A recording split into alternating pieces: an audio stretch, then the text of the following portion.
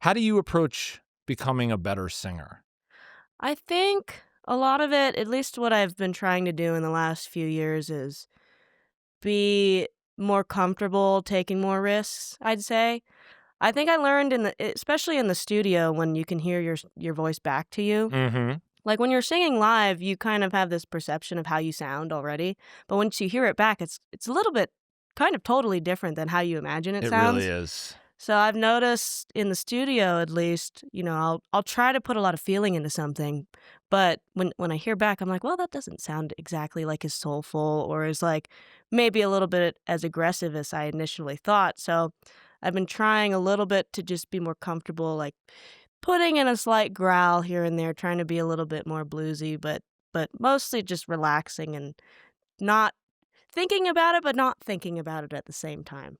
So it sounds like you craft some of your vocal parts in the studio based on what you're hearing back once you give it a try. So when you go into the studio, you don't have a part fully formed. It's maybe going to take life as you listen and kind of adjust. Yeah, yeah.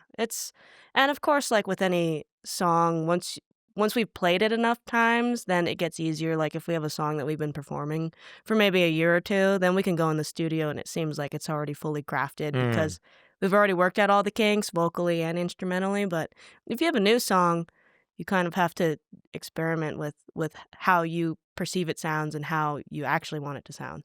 I commend AJ Lee and Blue Summit, you guys as a band, you really do a great job of adapting to a wide variety of songs. It seems like that's really a part of your guys' thing is Hmm. sort of cutting this wide swath, and that's really cool. And that includes a lot of different vocal treatments. So when you're talking about taking some chances, throwing in a growl, whatever it might be, do you feel like you're emulating specific singers that you love, or are you more trying to do your own thing? I I try to do a little bit of my own thing, but also I really like Bonnie Raitt, and I grew up kinda listening to a few Bonnie Raitt tracks here and there. My mom raised me on some Merle Haggard and Buck Owens and Bonnie and Allison and all those great Pretty good artists. singers. Pretty darn good.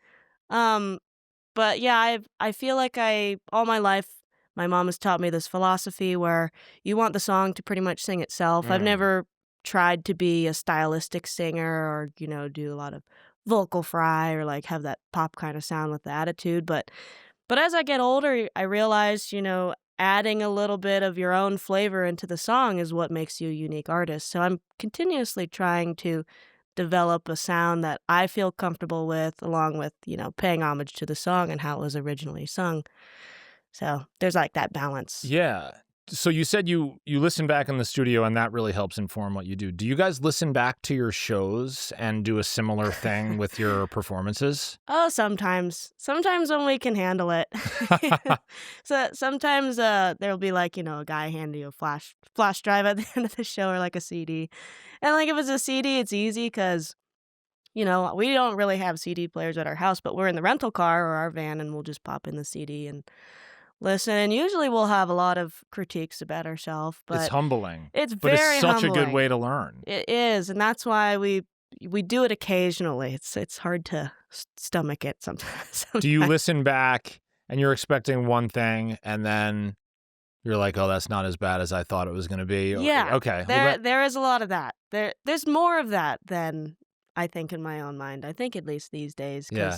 because we're usually listening back to songs that in a tour cycle or in a year. We've already played them for a few months to a few years already. So there's generally theoretically pretty good already. It's the irony of being your own harshest critic is like it's a curse and a Yes. blessing, it's the thing that pushes you forward, but it's also the thing that makes you not wanna listen to the live show right after you Yep. play, right? Yep. No, you need that. You need to be your own worst critic.